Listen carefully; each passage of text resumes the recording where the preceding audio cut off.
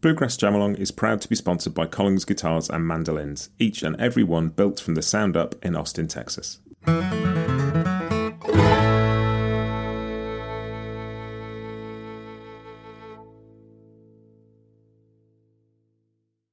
We learned about people like Alan Lomax that had done so much recording over the years, and they're people that we began to worship from afar, and just some of the music was not being available anymore because the record labels had gravitated towards something that was a little more profitable for them. So, make a long story a little bit shorter, we just thought, what can we do here to get some of this music out? Can we help? And there was a concert we wanted to record. We had people, so many people helped us. People didn't charge us. They came and recorded the concert for us. We had no idea we were going to be a business.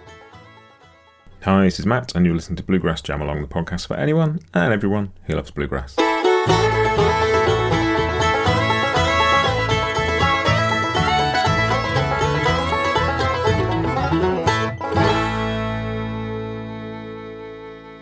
everybody, welcome back to Bluegrass Jamalong. My guest on the podcast this week is Bill Nowlin, one of the founders of Rounder Records and now one of the people who runs Down the Road Records. And it's sort of hard to overstate the contribution of Rounder when it comes to bluegrass and just roots music of all sorts in the US. The work they put out, the records they enabled, the kind of research they did, the documentation they did, just one little strand of that, which is the Alison Krauss story that you'll hear about in this episode, is a remarkable thing in itself, taking a unsigned artist at the age of 13 and working with her over her entire career to the point where she became the most Grammy-awarded female artist in US history until she was overtaken by Beyoncé. And to still be working with her now, that in itself is an extraordinary story, but we touch on so many other things in this episode. How Rounder came to be founded, how they essentially were making things up as they went along, like a lot of people do in the early stages of a business or a creative venture.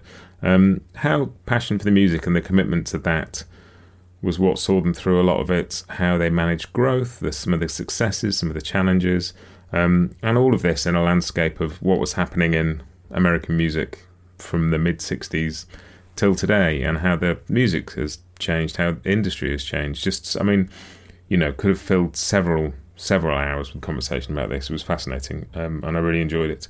There's a couple of books I'd like to recommend, and I will put links in the show notes to both of these books, but the first one is Bill's own book called Vinyl Ventures, about his 50 years with Rounder Records, and the other one is David Manconi's book, Oh, Didn't They Ramble? And Bill's is much more of a personal kind of memoir of those times, and David's is a bit more of a history of Rounder and a bit more of a kind of the story rather than a personal recollection. And they're both beautiful books. I've very much enjoyed them both, read them both this year, and I can't recommend them enough. So I'll stick links in the show notes. If you're intrigued by any of this, do go and read them. But yeah, what an extraordinary story. I've just really enjoyed this one. We only really scratched the surface, but that in itself was fascinating. Do hope you enjoy this one. All the usual stuff applies. If you want more info on all the other interviews, go to bluegrassjamalong.com. They are all listed there. You can search, you can filter by different topics. There's also a big backlog of Jamalong tracks on there, and some chord charts for those. There's information on how to find me on social media, and info on how to support the podcast if you would like to. You can also do that clicking on the support the show link in the show notes, or you can go to Apple Podcasts and subscribe. All of that would be gratefully welcome. But really what I want you to do is just to share episodes. If you hear an episode of Bluegrass Jamalong that you like, send it to somebody else who you think might like it. That's the main thing. It's all about the conversation and getting people to hear the conversations. That's what we're doing here.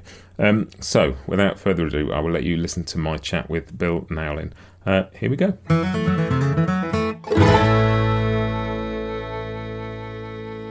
Bill, welcome to Bluegrass Jamalong. It's great to have you here.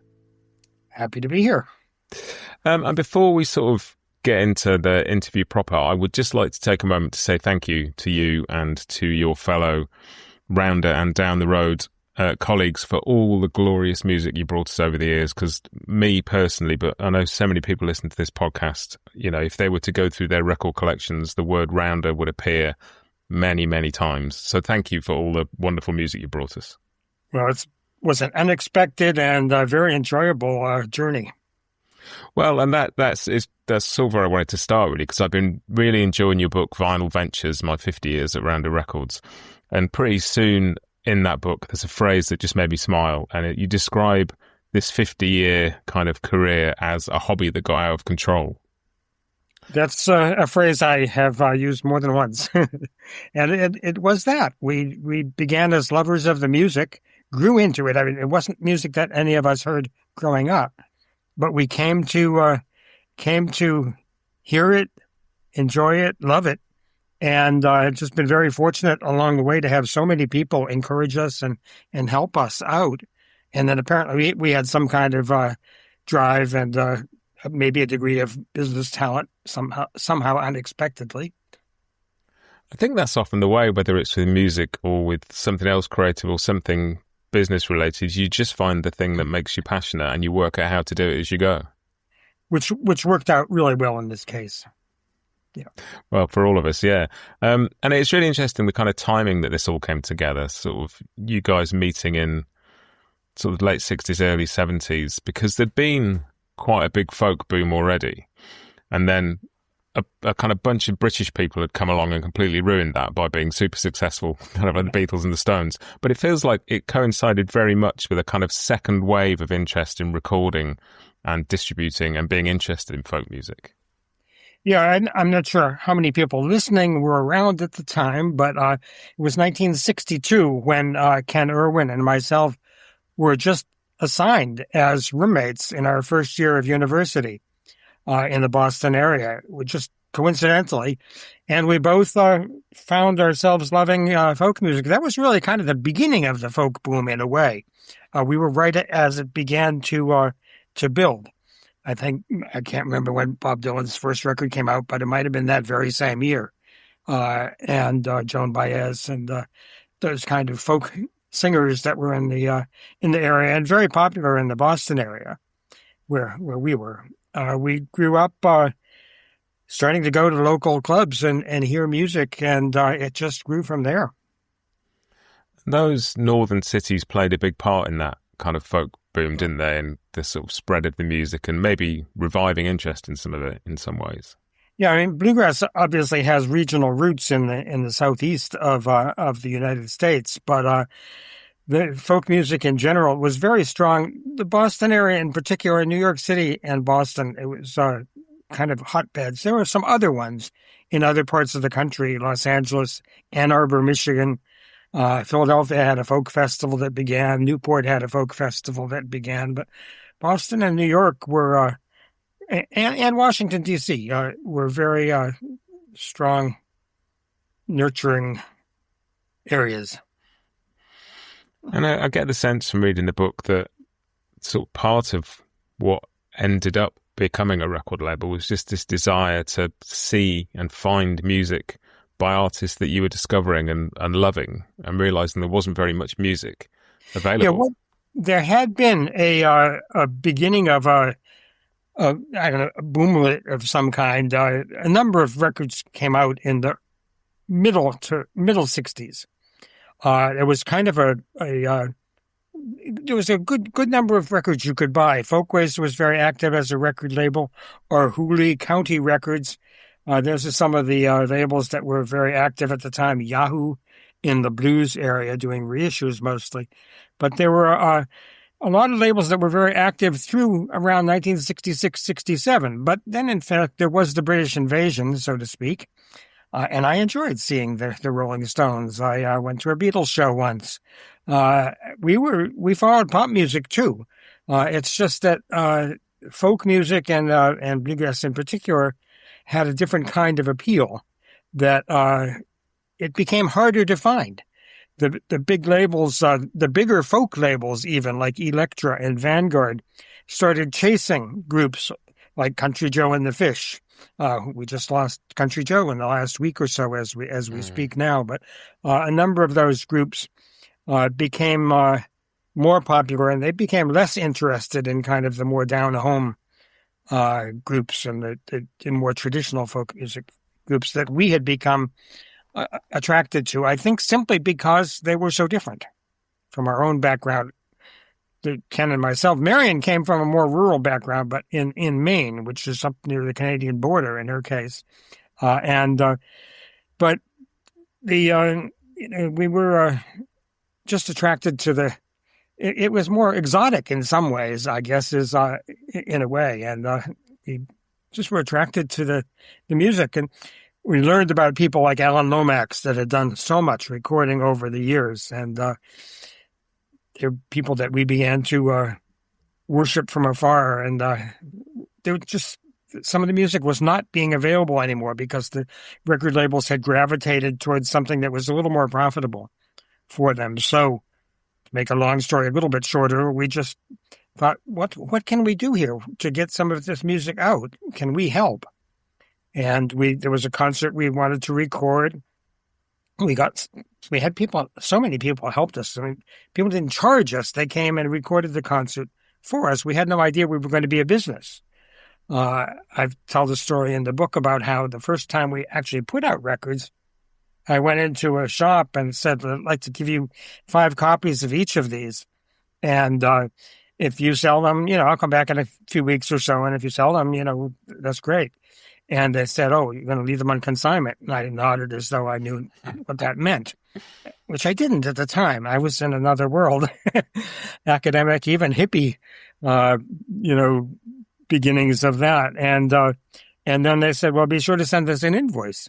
And I had never heard that word before. I was 20 years old, and I'd never heard the word invoice. I knew I was going to send them a bill, but I didn't realize that was a synonym. We really had no idea what we were doing in terms of business, but we had the right instinct, apparently. Like, we wrote things down. I got them to sign that I dropped off the records. It was kind of common sense, but, if we hadn't done that, who knows?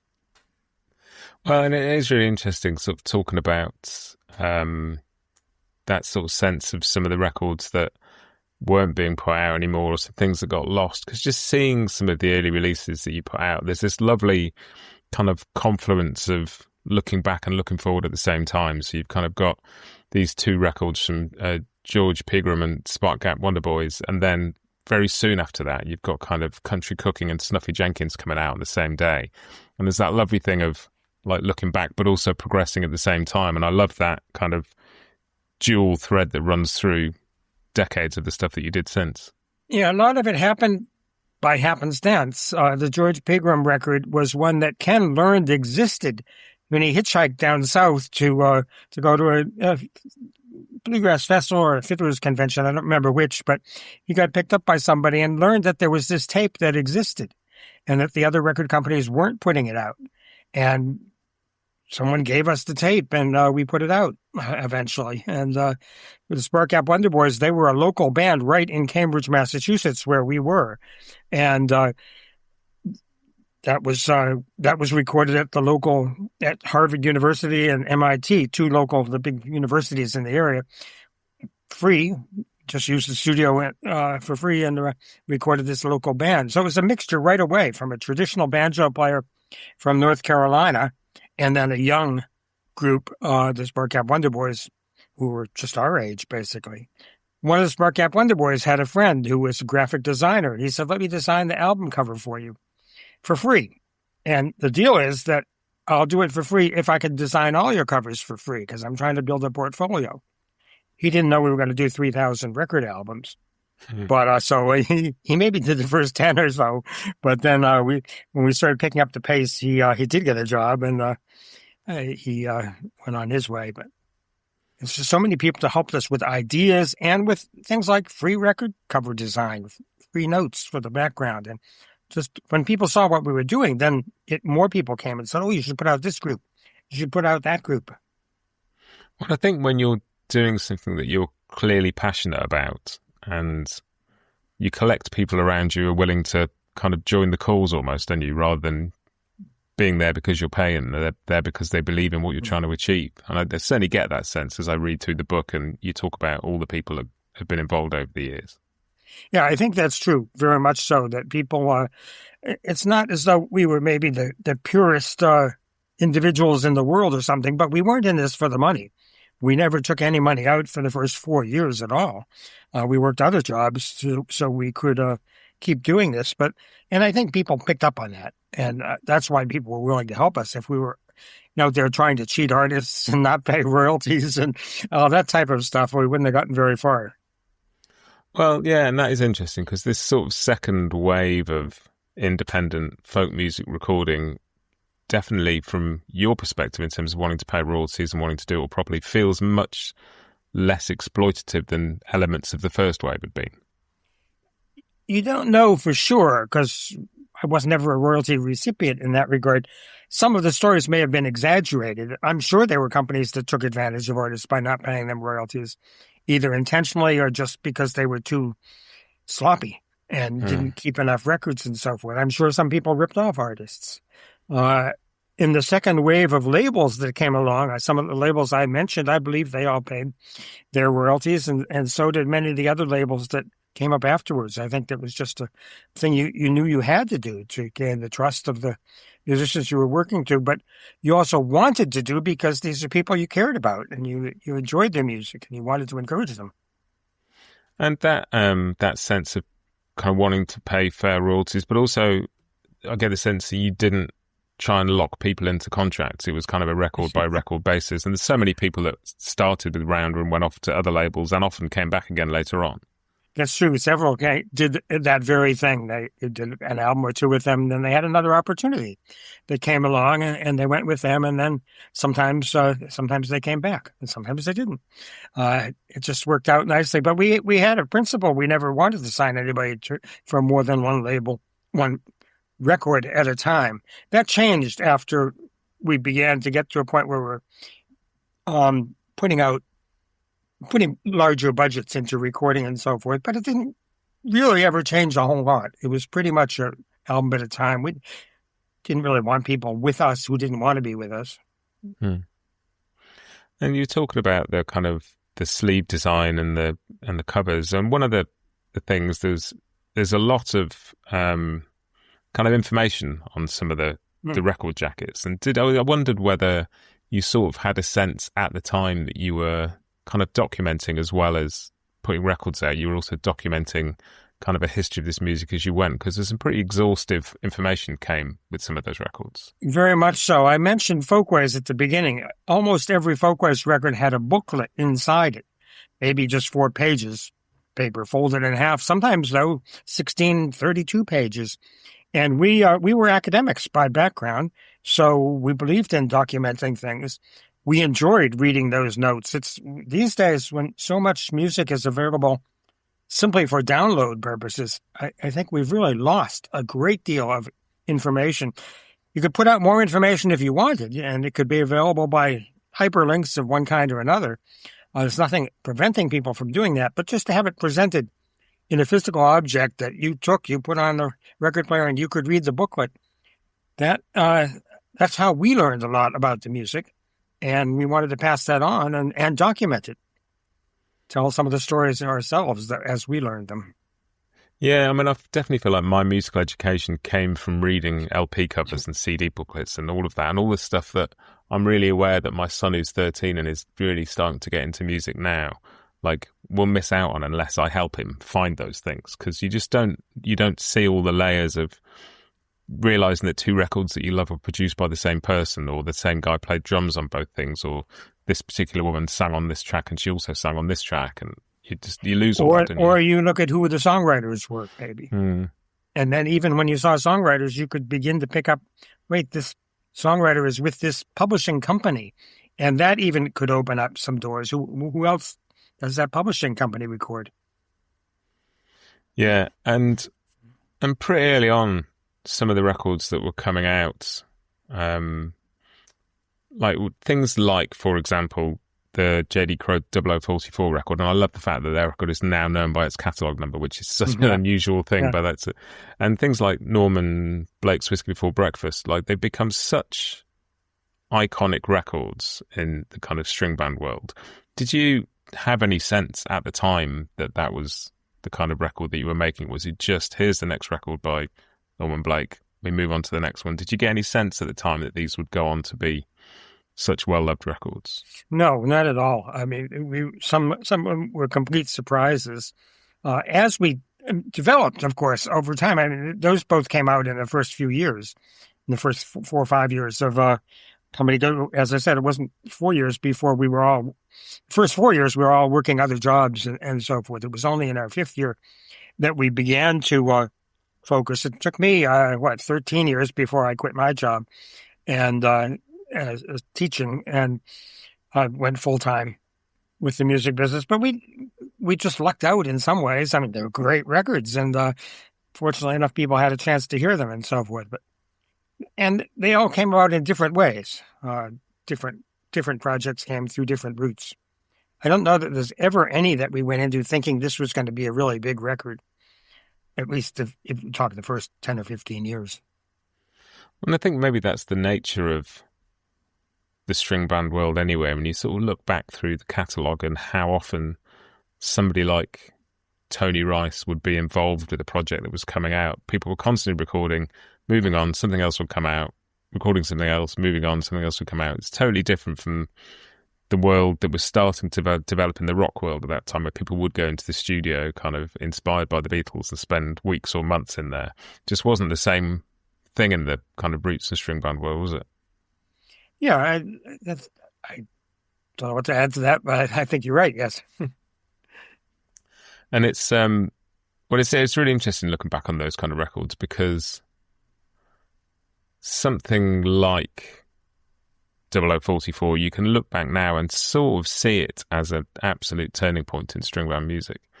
But at the time, it's just a bunch of people getting together, playing some music, going into the studio, recording it, moving on to the next thing. And just the timeline of what happened in the late 70s through to the early 80s, so much from that J.D. Crowe record through to kind of, you know, some of the Grisman stuff, some of Tony's stuff. Just this, it's such a huge amount of music came out in those years that we look back on now as classics. As you talked about it, we did really know that J.D.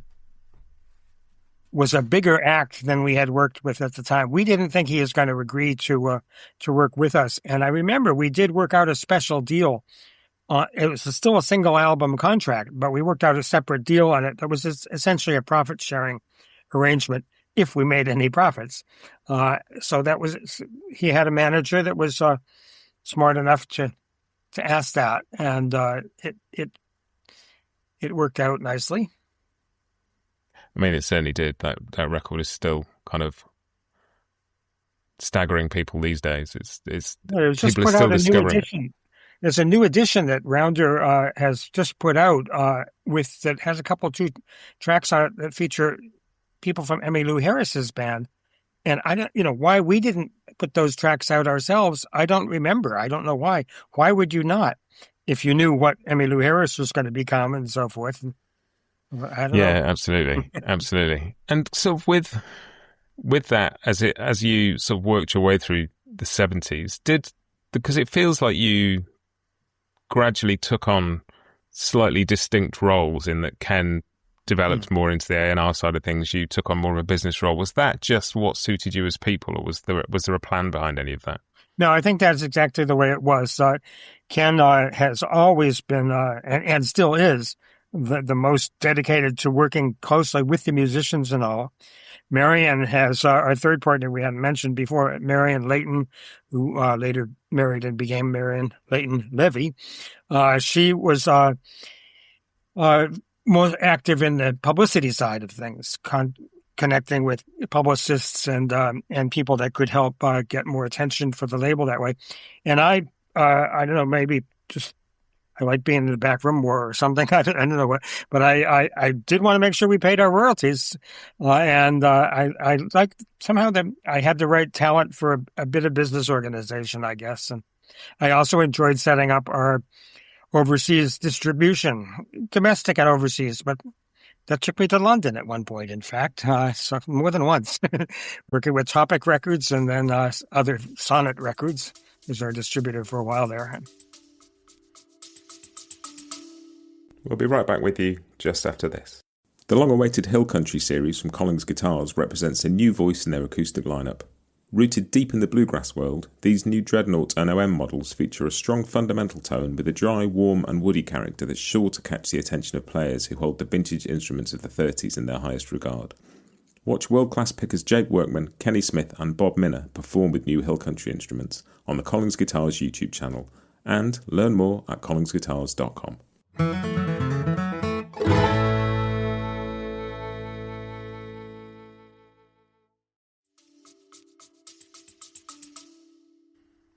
And in terms of kind of choosing the music, obviously early on you would have all had a very strong say in that. Did that remain the case? Was it all, did you all need to believe in a project, or if one of you was particularly passionate, would that be enough to get it over the line? That's exactly the way it worked. Usually we all agreed. But if one person felt really strongly and the others were maybe a little not so committed, we'd still, one person really believed in it. Sure, why not? We put out 2 records our first year, and we put out 3 the third year, but we put out 19 of them in our third year. And by that point, if one of them wasn't your favorite record, well, this other one would be. There was plenty of room for us to have individual tastes that came forward. But most of the time, we did agree. Maybe with different degrees of enthusiasm. I don't remember ever having an argument over the subject. No, I don't think we should put that out. Well, I insist we do. It's my right. Mm-hmm. I don't remember that kind of discussion ever coming up. And as the label kind of grew, there were definitely a couple of artists that moved things up, a couple of kind of divisions in terms of size. George Thorogood obviously came along first, and then Alison Krauss. And I get the sense from the book that you're quite grateful looking back that those things were relatively slow burns in terms of growth rather than being immediate successes. It might have been a really big problem if they had just boomed suddenly. The ones that you mentioned, including 0044 for that matter.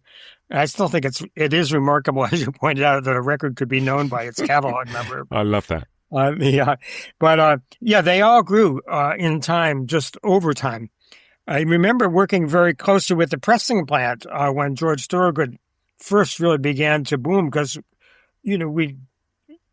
we had never had a discussion of credit. We used to pay in advance for most things rather than, bill us and, we'll pay you 60 days later. But the pressing plant even saw what was happening, and they just started pressing up records that they knew we were going to want, which was a little bit unusual too. They could perceive it. And so they were ready. When we said, we need 1,000 more albums, I said, okay, we'll send them out tonight. What? Yeah, that's incredible. And I guess with things like that, just to be able to service the kind of demand, if, those records that ended up selling hundreds of thousands, if that had happened overnight, it would have been a huge logistical nightmare. It would have been, and I don't know what we could have done. We might have gone to a bank and said we need, a big loan of some kind. What the bank would have said, I don't know, because we did have this problem, as I mentioned, about not knowing what words mean and so forth.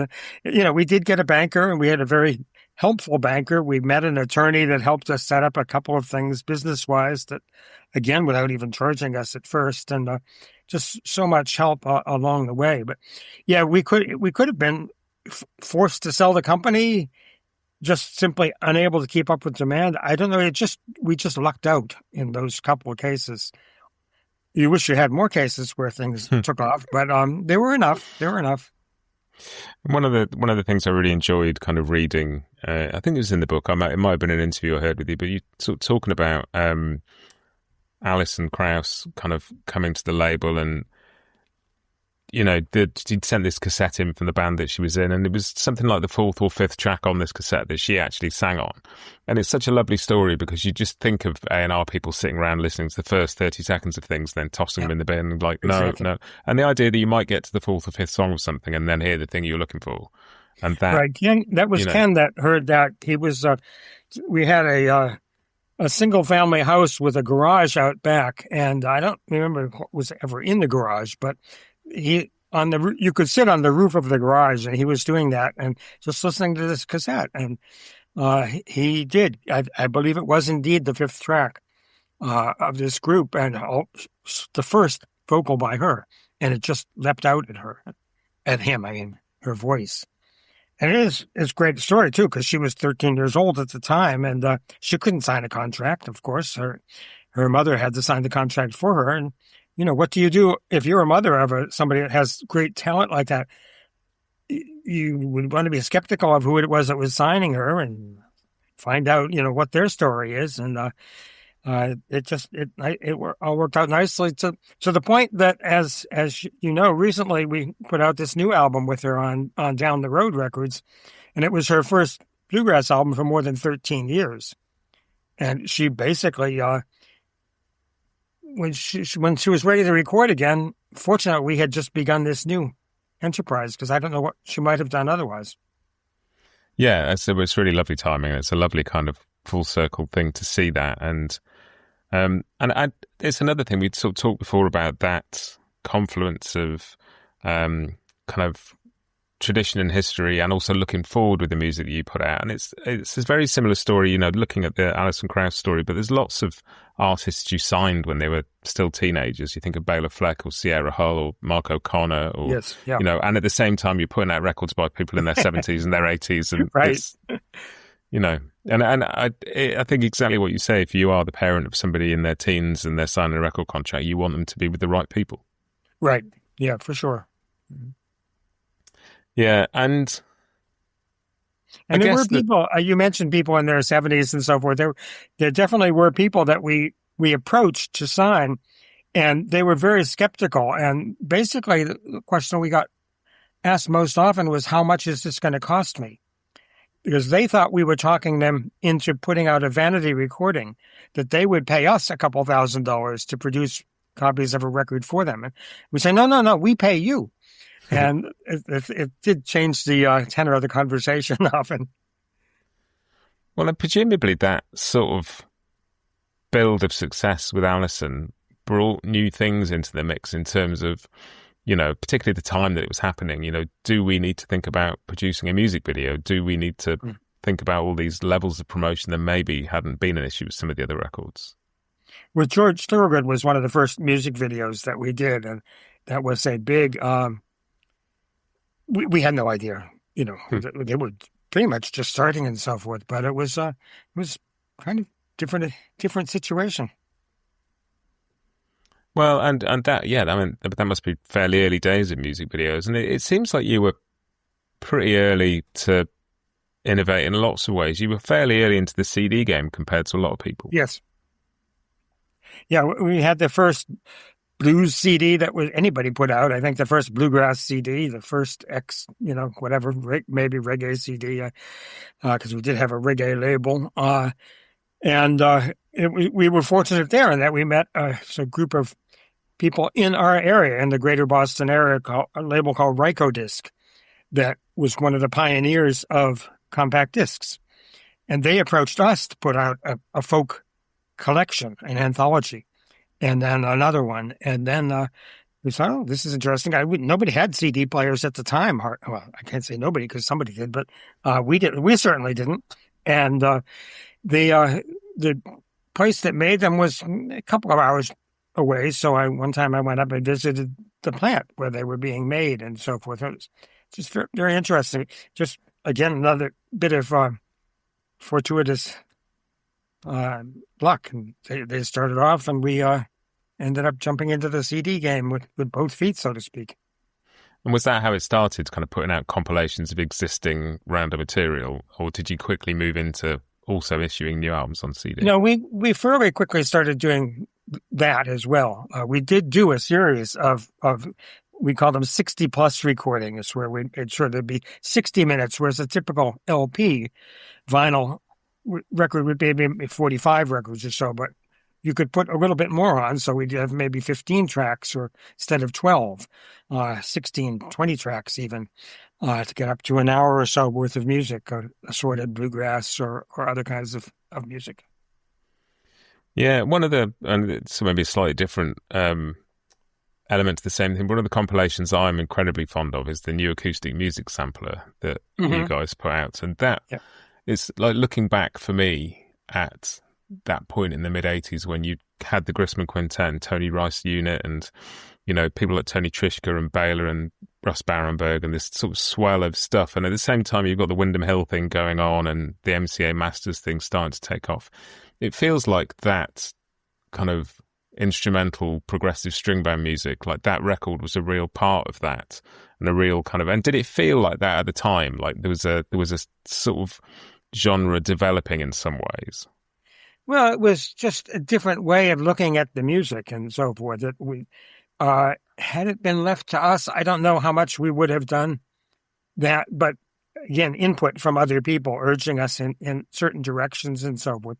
We came out of the folk music movement. And so rather than just doing pure old-time country or pure bluegrass and so forth, it wasn't unnatural for us to do that. But most of us, and some of the artists you mentioned, of course, were very firmly in these different genres.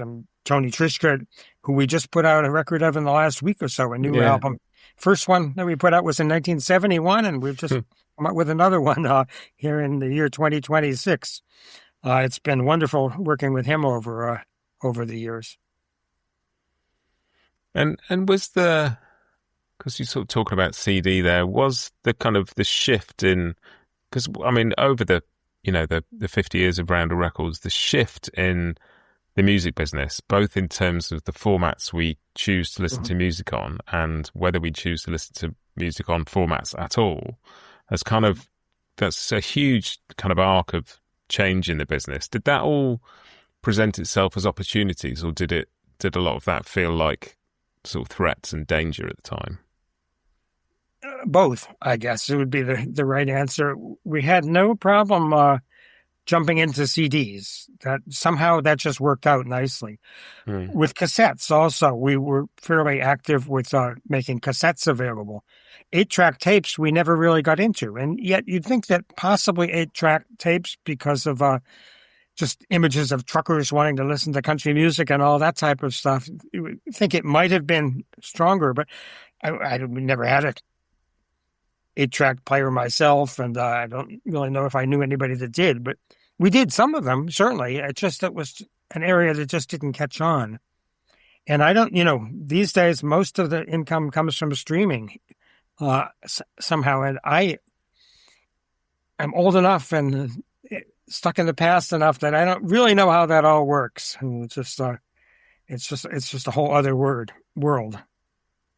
Yeah. And I've, my kind of music listening has gone through that journey from buying records when I was a kid and then buying tapes and buying CDs and having to hunt down like rare things in record fairs or markets or from the back of magazines or whatever, and actually have to hunt for music and find it. And this idea of music, just everything is now available in your pocket. And I found myself buying physical formats again because I want the liner notes and I want to sometimes you can't even find the credits for things when you look for them, and it's incredibly frustrating. And I'd want to, particularly now doing this podcast and sort of working through some of the threads of bluegrass and string band music, I want to make those connections because music doesn't exist on its own. It's all part of an ecosystem.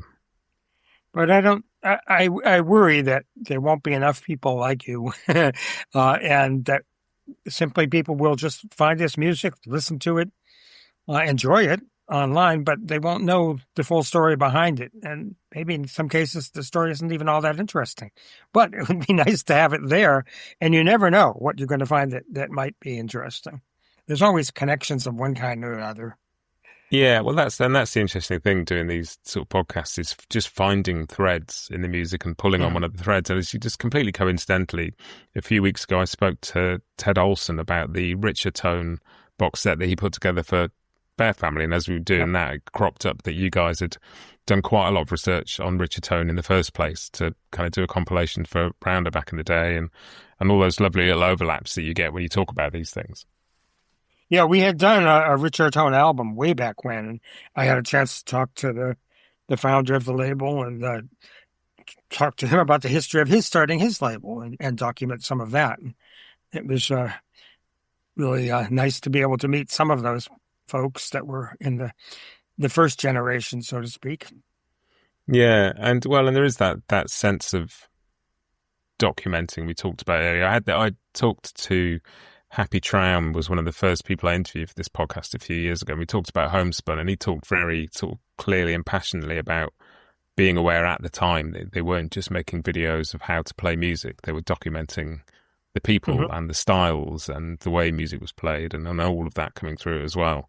And it's just a lovely thing. I'm always slightly in awe of and very appreciative of people who put that amount of work into something just because they want to.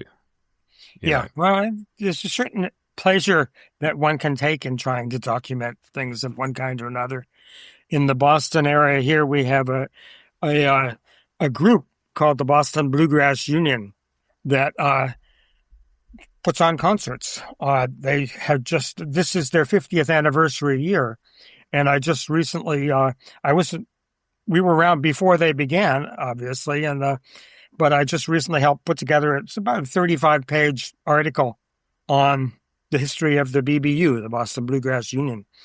It's available on their website now, and anybody that wants to can go find it. But I was fortunate to be able to talk to every single one of the founders, the 4 people that were listed as the founders. Every one of them was still alive. One has passed on since that, just last year, since I spoke to them. But it was possible to talk to every one of them, talk to them, their backgrounds, how they got interested in bluegrass, and how this organization came together. There was an organization that preceded this one that I also wrote something about because we were involved with that predecessor as well. And so but I just really enjoyed calling up people that some people I hadn't talked to for 20 or 30 years and trying to find them. Some people you can't find. You just, maybe they're out there, but you just can't connect with them one way or another. Yeah, well, and I'd really like sort of talking to those connections and talking to people again. I'd love to talk a little bit about down the road as well, because, you know, I mean, you could fill hours and hours of podcast chat with Rounder history, and I would be delighted to do that. But I'm fascinated by this because, you know, reached the point that you'd felt that you needed to hand Rounder off to somebody else who could look after it and take it into the next phase and all of that. And I'd love to talk about that phase a little bit before we move on, and kind of how because there's this whole kind of entrepreneurial mindset now with the tech world where people build businesses and the idea is to sell them and retire rich. And, you know, get the sense from reading your book and from other things I've read and heard that it's very much about wanting to leave. And in the same way as your teenage kid signing to a record label, you want them looked after. If you're handing your legacy onto somebody else, you want it to be in the right hands. And so that must have been an interesting process to go through. Yeah, and I think partly it happened because we were getting to be of a certain age, and the nature of music distribution was changing, as we just discussed. Yes, maybe we were pretty good at selling records, but were we going to be any good at being on top of how to maximize income from streaming? It's a whole new world. No physical objects anymore. Very different. I mean, yes, you could have a CD, or you could have a cassette, or you could have a vinyl LP, but there's no physical object involved anymore. So it was a whole different thing. And here we are, we're getting into our, 70s. And it seemed like the right time to make a move. And we found some people that we thought would be very good to look after the label. Somebody, well, not one of the 3 of us, but our friend and very close working partner, John Verant, who came to us. He made a few calls and found a nice home for us with Concord Records. And it was actually a very good marriage, so to speak, at first, until the pandemic hit. And then things kind of changed fairly dramatically. But we were putting out 4 or 5 albums a year on Rounder, even though we didn't own the label anymore. Part of the deal was that we were able to keep putting out records. And so we did. We kept putting out records and so forth. But when the pandemic hit, just so many things changed, and a lot of personnel changed. The people that signed us to Concord really weren't there anymore. And they kind of lost interest. They had other directions they were going. So we were kind of adrift for a while. And then just and, Marian and I kept busy doing other things, but Ken has always been just music, music, music. And he was more adrift than the rest of us. And so it's just great when it was, in fact, the couple, 2 or 3 of the people that had first brought us to Concord came to us and said they had left Concord and they were starting a new company. So it was really the same kind of thing all over again, but they were willing to finance the new company, our new company. And there wasn't really that much risk involved, and we were able to go out and pursue music that we liked and be able to do it sort of on our own time without having to worry about having X number of employees that we had to make sure we got them paid on time and all that type of stuff. It was a kind of freedom involved. And I think, it was great that we were able to record Tony Trischka again, Blue Highway, and Alison Krauss then when she decided to resume that part of her career. Well, and you were fairly involved in the kind of sideline she'd gone off down with Robert Plant and various other things, and that record was a huge success in terms of that. Won several Grammys, didn't it?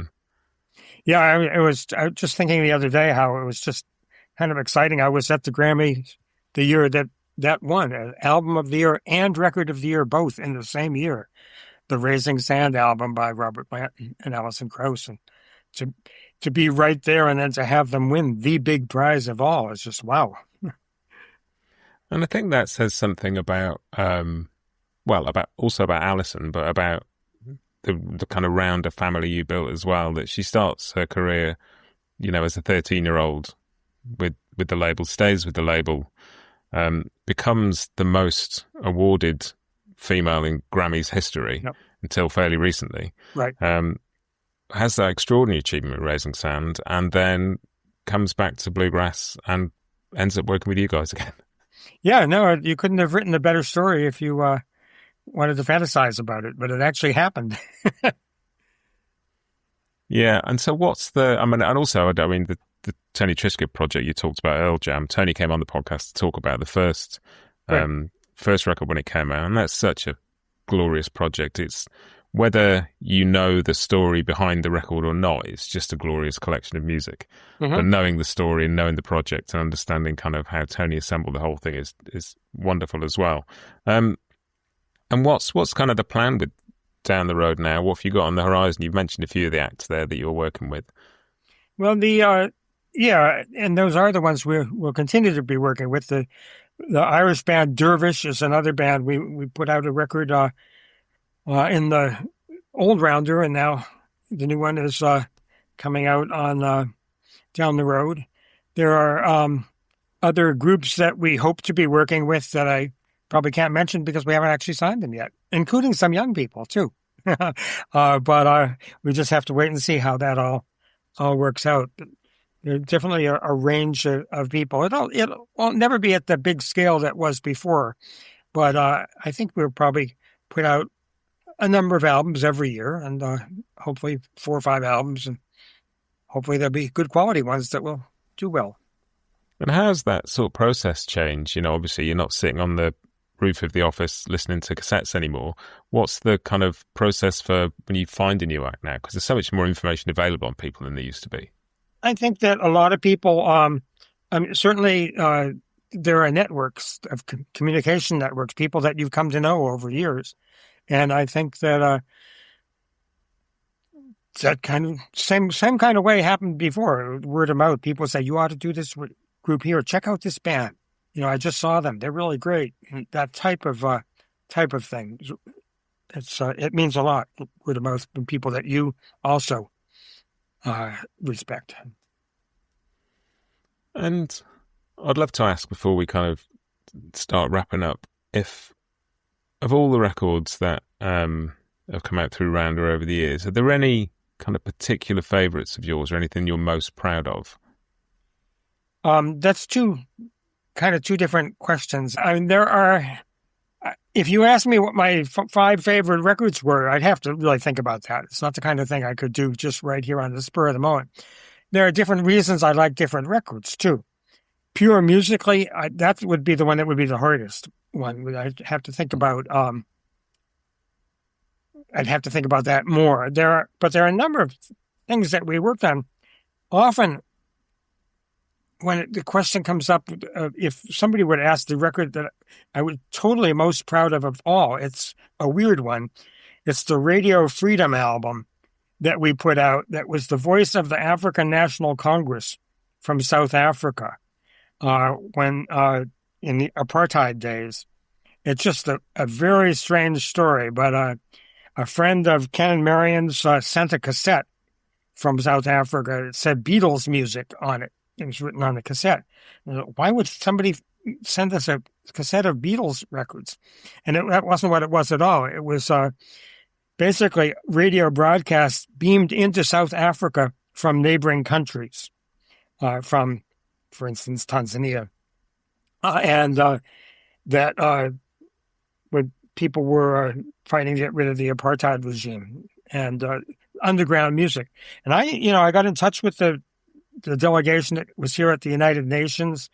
And I just thought, because I was a political science professor, so I was interested in that. We all came out of, one way or another, sort of the radical movement that was active in the late 60s and early 70s. I came from a really conservative background, as did Marian, but we both became very transformed. And the civil rights movement, the Vietnam War, things of that sort had a big influence on us.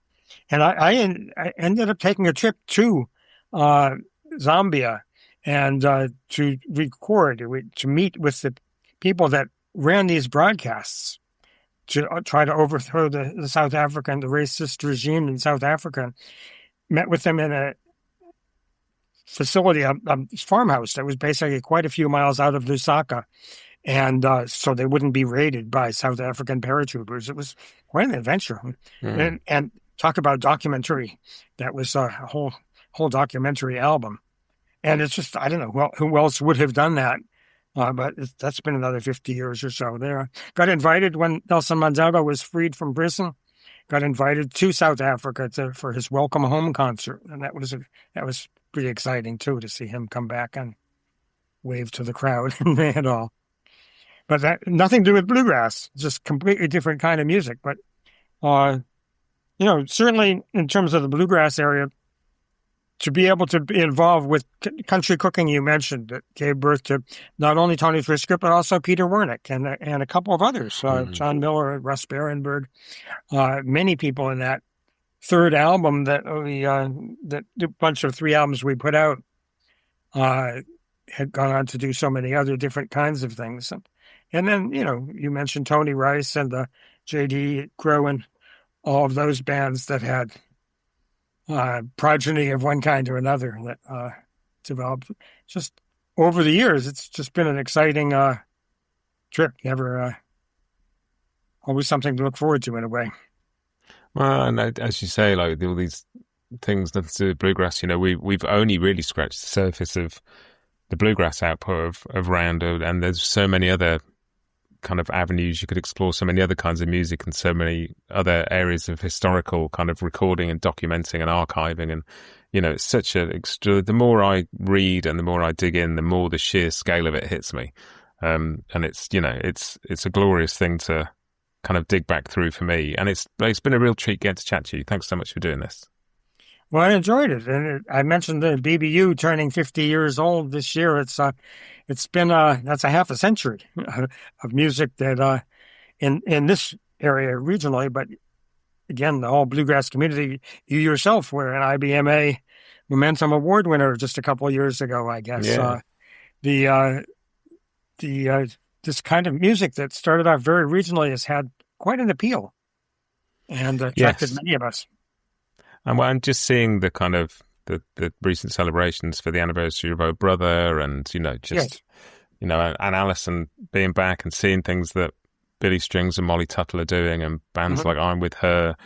Just there's so much exciting music happening now. It's certainly we're not in the museum piece territory by any means. There's so much fresh music coming out now. We do have an album coming out with Sister Sadie. You mentioned I'm with her, but we pioneered a lot with sort of women's music, partly having Marian as we made her the president, and because that was a little different too. And it's very much looking forward to their new album coming along. Yeah, I'm looking forward to hearing that as well. And obviously, like you mentioned, Tony Trishka's Volume 2 of Earl Jam is just out now. Yeah. And I would urge people to go and listen to that. And I would also urge people, and I'll stick a link in the show notes for this episode, to go and read Vinyl Ventures, because it's fascinating. It's, rather than being a strict history, it's very much a personal recollection. And there's so much wonderful detail in there, and like little sidebars and little tangents, and, just parts of this great kind of arc of a story. It's been such a fun read.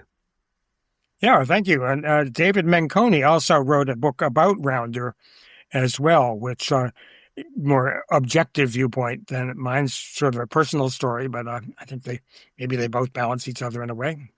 Yeah, definitely. Both really good reads. I will stick a link to that in the show notes as well, so people can go and find that if they want to. Yeah. Thanks again. I've enjoyed this conversation so much. Thank you, Matt.